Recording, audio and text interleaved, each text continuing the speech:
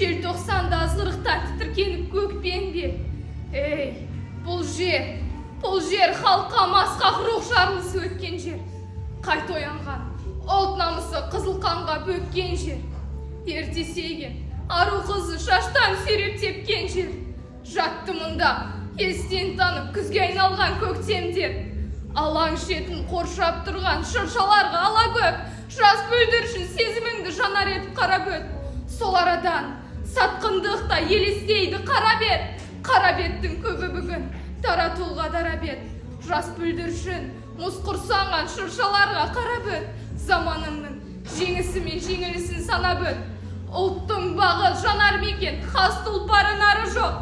Ал біреулер намысы жоқ, жігер, қауқар қары жоқ.